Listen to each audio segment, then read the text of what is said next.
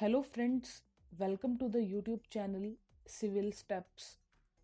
So Civil Steps has started one of the important series that is for prelims 2022. So Target Prelims 2022 initiative of Civil Steps will help students to cover the important topics of history, geography, polity, economy, science, environment and current affairs. So this Target Prelims 2022 series has started from 19th of December 2021 and will help you to cover more than 1000 important topics for prelims examinations. Target Prelims 2022 has been designed keeping in mind the dynamic nature of the UPSC civil services examinations. Hence, Target 2022 focus on overall preparation of a serious civil services aspirant, and it will sail you through UPSC civil services examination very smoothly. So today we will discuss important MCQs on current affairs December 2021. So the first question is, recently seen in news, Pragyat guidelines is related to what? Option number A, digital education. Option number B, health. Option C, cryptocurrency. Option D, none of the above.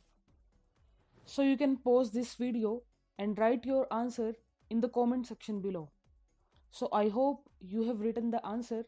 So the answer of this question is option number A, digital education. So keeping in view the availability of digital infrastructure, Pragyat guidelines on digital education had been issued to all state governments as well as schools directly under central government as advice. So hence option A is the correct answer. So this was in news because Pragyat guidelines on digital education for schools were issued. So now let's discuss question number second. So which of the following state has recently reported the highest number of arrests in 2020 under the stringent unlawful activities prevention act, which is known as UAPA 1967? So option number A, Uttar Pradesh. B, Tamil Nadu. C, Kerala. D, Gujarat. So you can pause the video and write your answer in the comment section below. So the answer of this question is option number A, Uttar Pradesh. So Uttar Pradesh reported the highest number of arrests under the stringent unlawful activities prevention act UAPA 1967, followed by Jammu Kashmir and Manipur, according to data tabled by government in the Rajya Sabha. So Uttar Pradesh recorded 361 UAPA arrests, Jammu Kashmir 346 and Manipur 225 in 2020. So hence option A is the correct answer. So this was in news because UP reports most UAPA arrests. So now let us discuss question number third.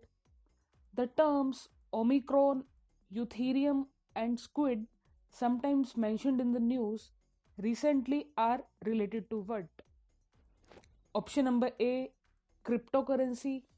B, exoplanets. C, mini satellites. D, none of the above.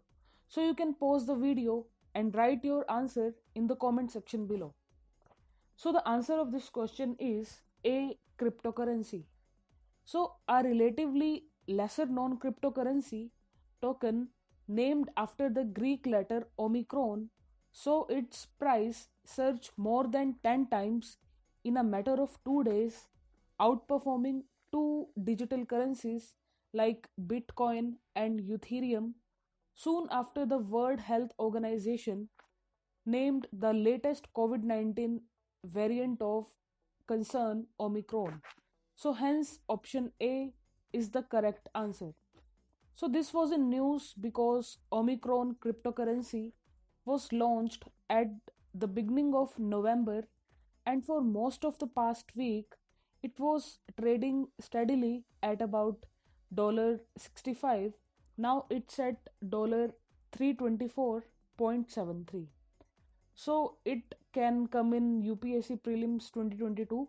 So you should cover these current affairs holistically from standard newspapers. So now let us discuss question number 4. With reference to the Gender Inclusion Fund GIF, consider the following statements. Statement number 1. National Education Policy 2020 provides for setting up a gender inclusion fund. Statement number 2. It aims to build the nation's capacity to provide equitable quality education for all girls as well as transgender students. So, which of the following statements are correct? Option number A, one only, B, two only, C, both one and two, D, neither one nor two. So you can pause this video and write your answer in the comment section below. So I hope you have written the answer. So the answer of this question is C, both 1 and 2. So National Education Policy 2020 provides for setting up a gender inclusion fund to build the nation's capacity to provide equitable quality education for all girls as well as transgender students. The above objectives of NEP for equitable and quality education for girls and transgender children are being met through specific provisions under Samagra Shiksha 2.0 by allocating dedicated resources for SEDGs. This information was considered by the Union Minister of Education Dharmendra Pradhan in a written reply in the Rajya Sabha. Hence, both statements are correct. So, this was in news because of National Education Policy 2020 provides for setting up a gender inclusion fund to build the nation's capacity to provide equitable quality education for all girls as well as transgender students. So, this is the very important current affairs. So, it has the high probability to come in prelims 2022. So, you should cover these current affairs. So, now let us discuss question number 5. With reference to the unemployment generation of rural youths, consider the following statements. Statement number 1. Mahatma Gandhi National Rural Employment Guarantee Scheme MGNREGA is a demand-driven wage employment program which demands at least 200 days of guaranteed wage employment in every financial year to every household. Second statement, skill development through rural self-employment and training institutes enables a trainee to take bank credit and start his or her own micro enterprise. So, which of the following statements are correct? Option number A, one only, B, two only, C, both 1 and 2, D, neither 1 nor 2. So, you can pause this video and write your answer in the comment section below. So, I hope you have written the answer. So, the answer of this question is B, two only.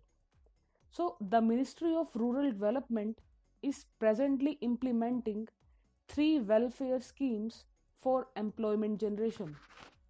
MGNREGA, this is a demand-driven wage employment program which provides at least 100 days of guaranteed wage employment in every financial year to every household whose adult members volunteer to do unskilled manual work. Deen Dayal Upadhyay Gramin Kaushal Yojana, this is a placement linked skill development program for wage employment. Skill development through rural self employment and training institutes. This enables a trainee to take bank credit and start his or her own micro enterprise.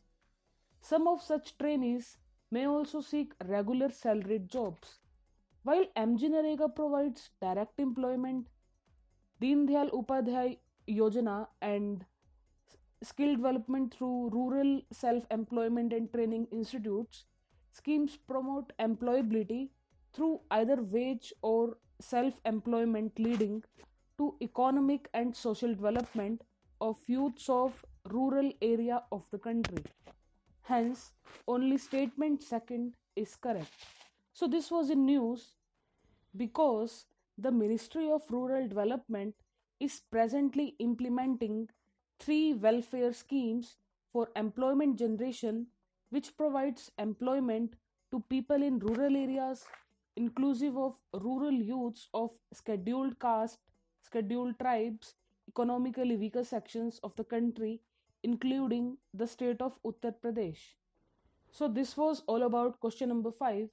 So you should cover these current affairs holistically, and you can practice MCQs here on our platform side by side. So this was all about today's video also. So you can subscribe the channel and write your comments in the comment section below. So that's it for this video. Thank you very much.